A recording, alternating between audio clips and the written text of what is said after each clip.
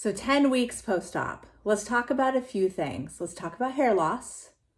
Let's talk about clothes not fitting anymore. What do I do now? And let's talk about where I'm at, right? It's been 2.5 months and yeah, let's get started.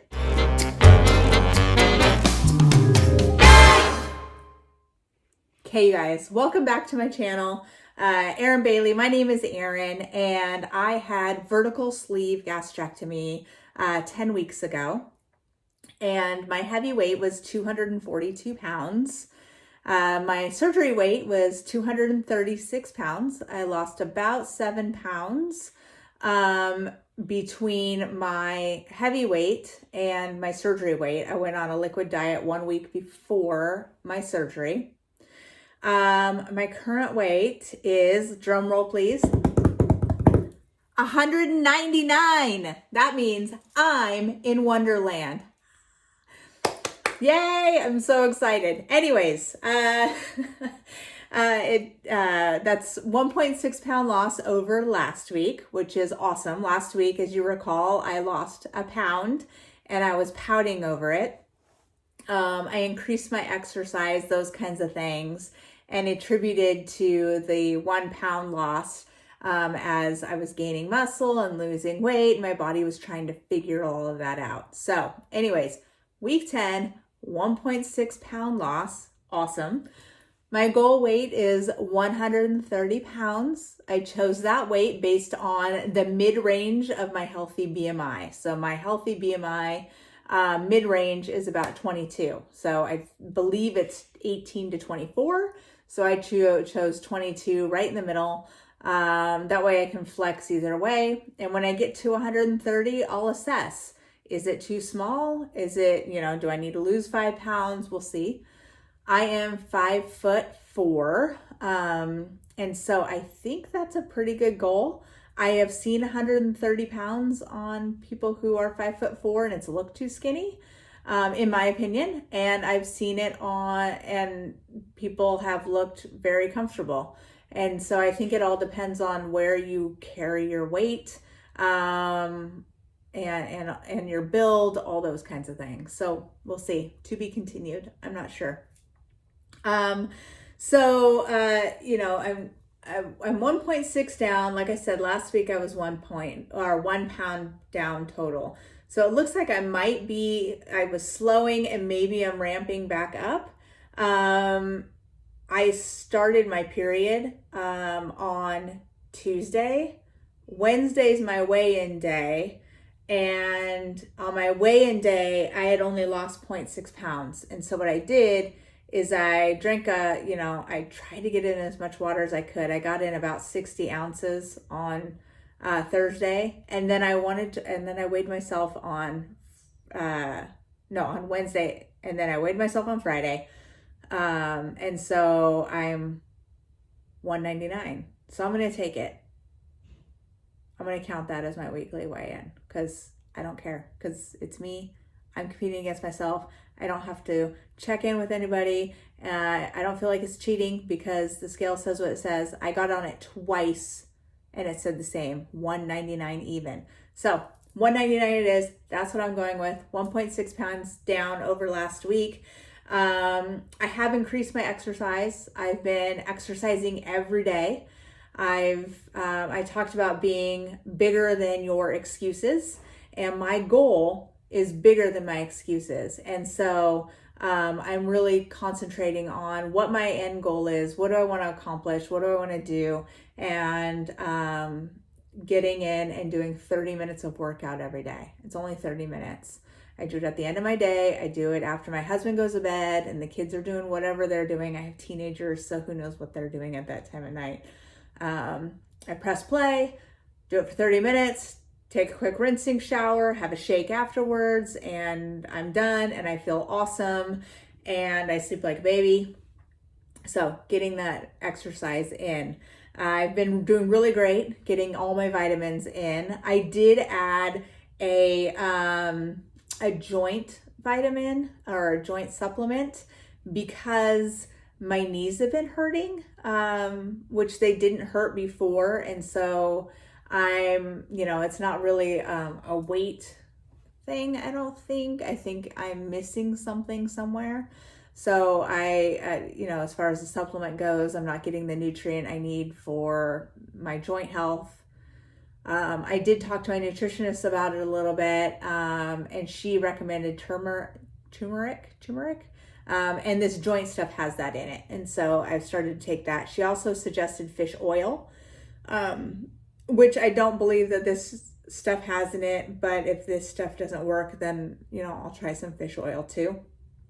But as it is right now, I take 9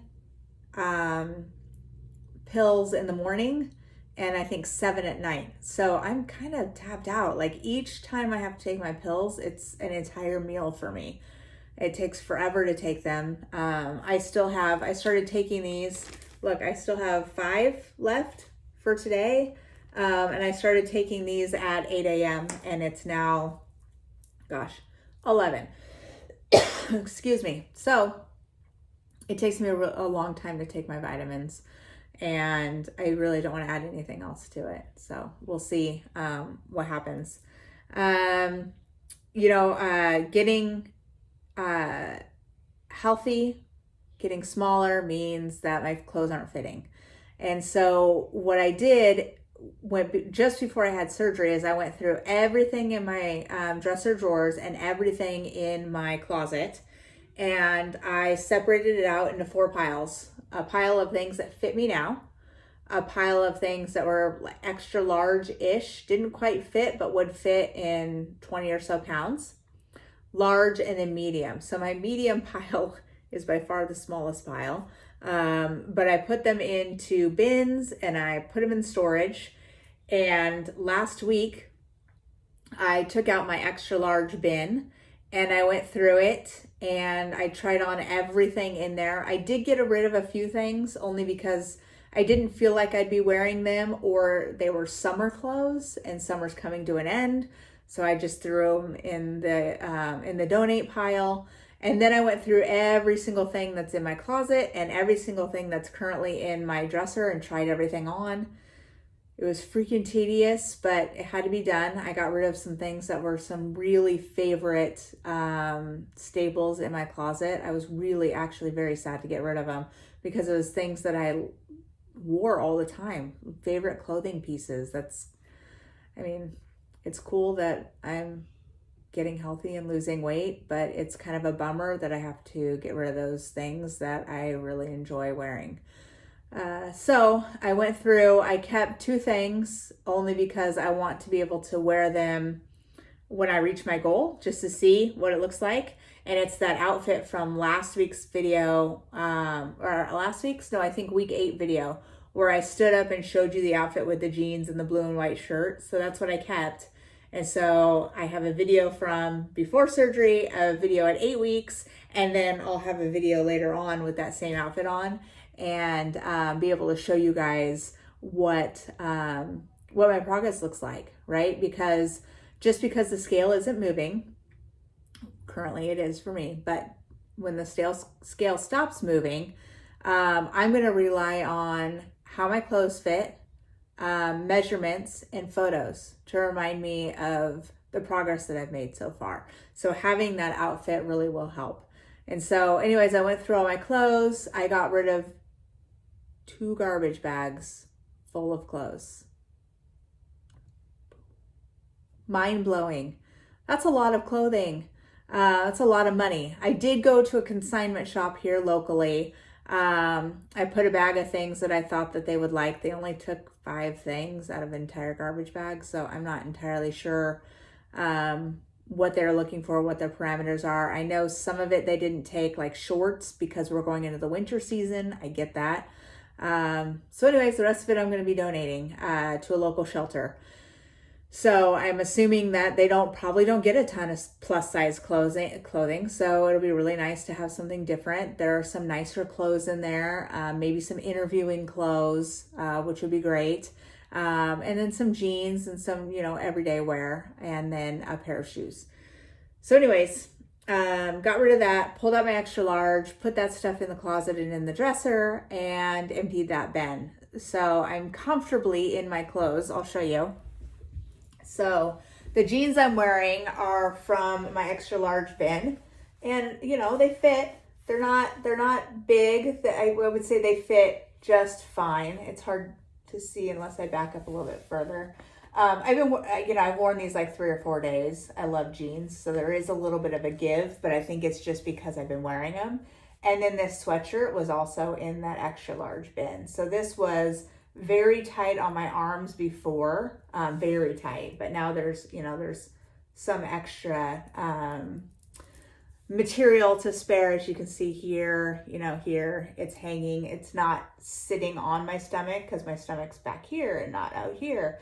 So anyways, just things like that. Clothes are really starting to fit a lot better. So that's exciting. And, I want to talk to you about hair loss. So my last video, I said I hadn't started losing hair. Well, guess what? I started losing hair. I'm going to show you. It's kind of gross, but this is what so when I'm in the shower, because I have curly hair, I don't use a brush. So when I'm in the shower, I wash my hair every few days, but I condition it every day. So when I put the conditioner on, I brush my hair with my fingers, and this is how much hair came off. See? So usually, that's a lot. Usually every single day, about this much right there, okay? About that much comes off regularly versus this today, okay? So that's a huge difference. So anyways, garbage can. There's a garbage can under here. I'm not just throwing it on the floor. So that's what's coming out, and then it comes out constantly. So I haven't played with my hair. I wanted to show you guys in real time. So as I go like this, and I see, see there's some hair there too. And that's constantly throughout the day. So, and that's just a little bit, but it's all over my back and it comes out constantly throughout the day. So I am starting to lose hair. I can't tell, as you can see, I have thick hair, right? Usually when I go to my hairdresser, I have her cut my hair and then I have her use these special shears that look like, the shears look like combs like this. And so when she cuts, it only cuts like certain parts of my hair and she thins out my hair. So I'm hoping that with the hair loss, that's the kind of look that will come about. I'm hoping there won't be big bald spots, but I'm 1 week into really losing my hair. So that's starting. My hair doesn't feel particularly dry. I am taking biotin and collagen supplements, so I am taking those. But you know what? Hair loss, just like whether or not I'm going to have extra skin when I reach my goal, is all based on genetics, right? So I can take all the biotin in the world. My diet could just be protein and biotin, and I could still lose hair. So, and how much hair I lose, who knows? I mean, maybe I'll lose hair for 2 weeks, similar to what you saw today, and then I'll stop. I could lose hair for a couple of months. I'm not entirely sure. So to be continued. We'll see. This will probably be a subject in a lot of my weekly videos because it's important, right? I have mentally prepared myself that this would happen. When I was on keto a long time ago, I did start losing hair a little bit. I did not have the support that I have now with my Facebook groups that I'm in and the friends that I'm sharing my experience with my Facebook page, sharing my experience. So I didn't have the support I do now. So I was a little bit more freaked out about hair loss before. But now, with the hair loss, I mentally prepared myself for some hair loss. I don't think I could ever be mentally prepared if I start seeing bald spots places. Just like I wasn't mentally prepared when I started going gray. But you gotta embrace what you have. So it is what it is. I'm fortunate enough that my hairdresser had gastric bypass about a year and a half ago or so. And I told her my fears about losing hair. And she said that when I start losing hair and it starts to get bad, to come see her before I do anything drastic. So I'm going to go see her. We're going to talk about my hair loss, and then we'll come up with a plan. So highly suggest that you find some sort of hairdresser that gets it. I'm sure that if you are a hairdresser, that you've seen people lose hair in some capacity or another, and you're able to help with that. So yeah, hair loss, it's starting. So what? Oh well, it is what it is. I'd rather have my health than all of my hair. Now, don't get me wrong. I don't want to lose all of my hair, right? But I would rather have my health than my hair. So you can always buy wigs or bandanas or scarves or whatever. I have beautiful hair. I love my hair. It's curly. Anyways. So it is what it is. I'm gonna have to roll with it. Get mentally prepared. That is like the moral of the story, right? If you are looking into having bariatric surgery, or if you have had the surgery and you're in the beginning stages, mentally prepare yourself to lose hair. You may not lose any, and you may lose a ton, but wouldn't you rather be mentally prepared to lose some or a ton than not be prepared at all, right? So mentally prepare yourself. Get to the point where you're okay with it, and then worry about things that are bigger, world hunger, things like that, right? It is what it is with the hair. One of the questions that people keep asking in my support group, and they get somewhat frustrated with, is if they are the person that is the main cook for their family, mom or dad, whatever. If they are the main cook for the family and they're the ones that had the surgery, they are starting to get frustrated with the fact that their family is still demanding what they used to cook versus what they can eat now. And so I come across this question all the time. People get completely frustrated with, what do you cook for your family? What do you cook for picky eaters? I have my adult son and his wife living with us temporarily, and my husband who eats junk food, and I'm the one that cooks dinner for them. What do I cook for them? So my advice to you is, one, either they figure out how to cook for themselves. It's not that hard, right? Even if it's a microwave meal, that it is not your responsibility to cook for everybody else. Put that in your head, okay? They are grown-ups. They can figure it out themselves. If you have small children and you are cooking for them, cook something fun, right? So I found these really great chicken nuggets. They're a healthier version of the deep fried chicken nuggets that you would normally find.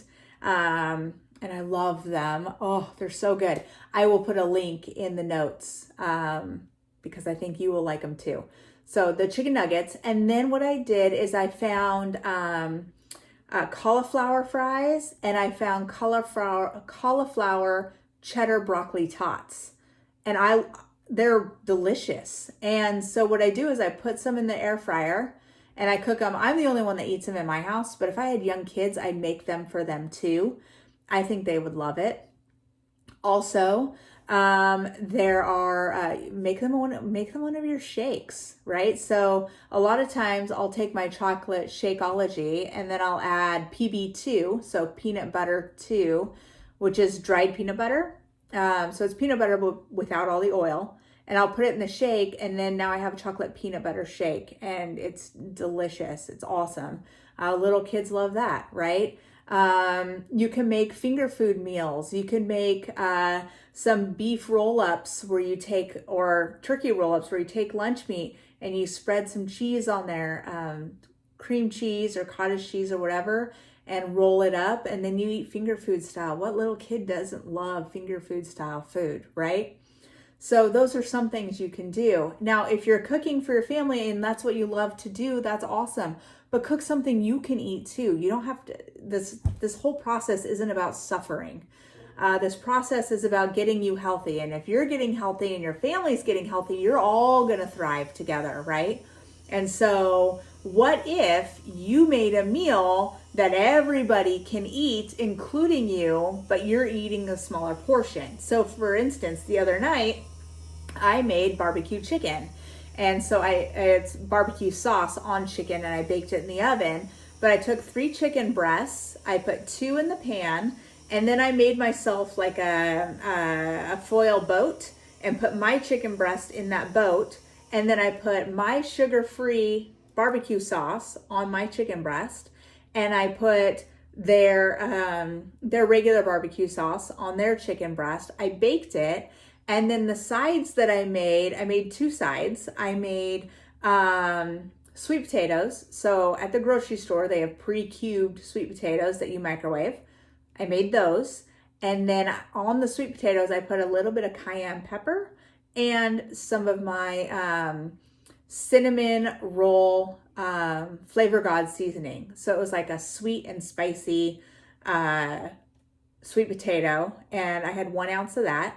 I had 2 ounces of the chicken when it was done with an extra side of the sugar-free barbecue. And then the second side I made was cauliflower with the cheese sauce on it. So the Green Giant cauliflower with cheese sauce. And I had 1 ounce and my family gobbled up the rest of it. They loved it. They didn't miss that there wasn't a carb side or whatever.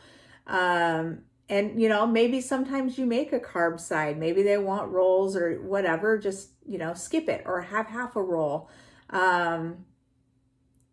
This lifestyle isn't about torturing yourself. You still have to live, right? There are still things that you should avoid. And there's things that are complete green light for you. You should steer more towards the stuff that are completely green light, right? When you make yourself a meal, eat the protein first. If you still have room, then eat the sides, okay?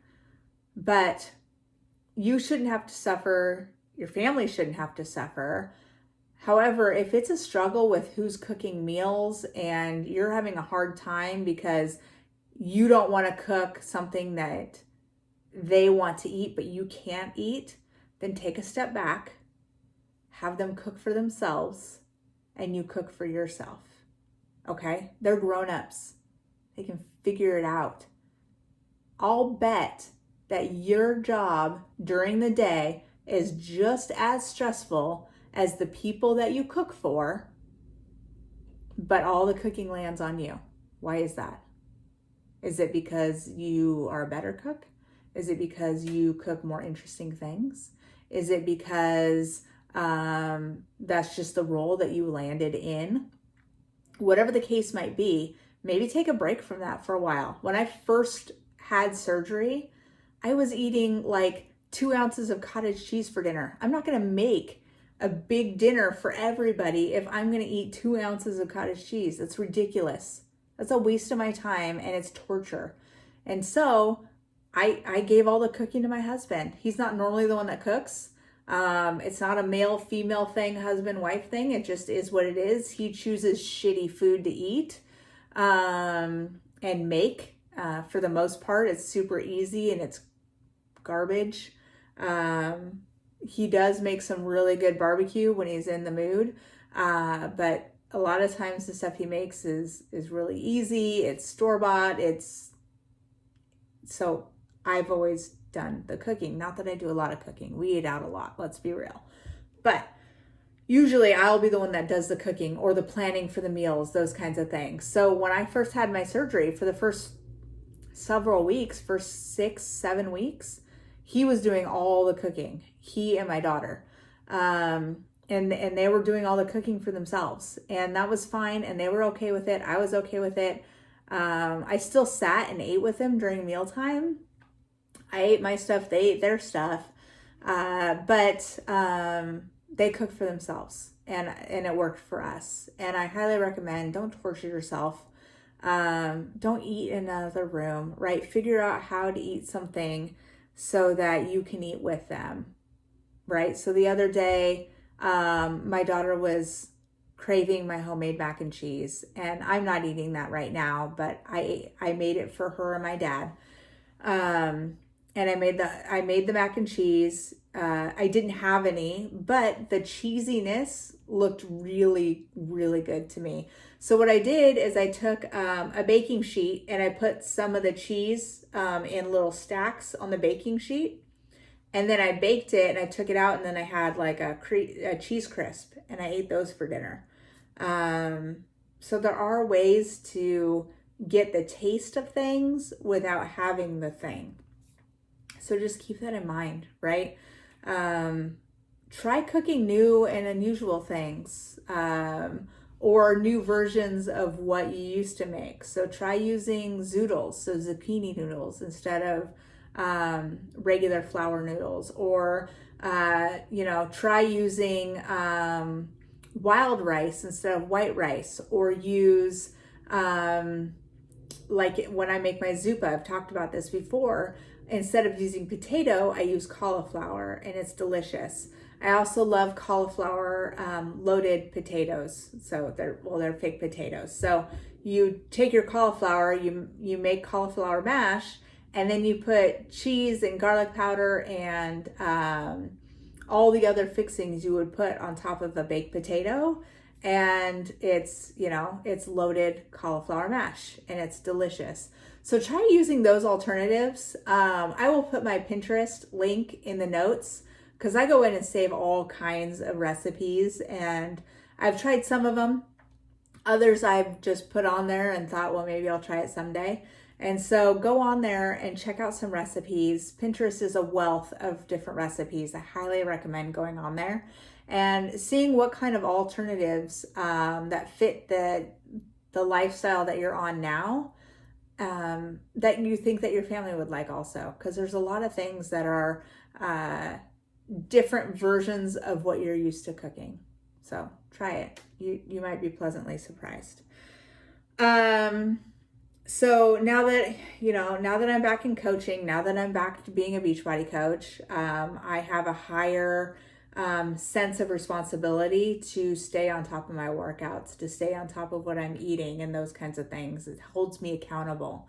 And so my accountability group, or my challenge group that's coming up, it'll be really fun to go in there and encourage people to continue moving, right? And maybe you start out slow. Maybe it's you spend every single day on the couch. Maybe next week you spend one day taking a walk around the neighborhood.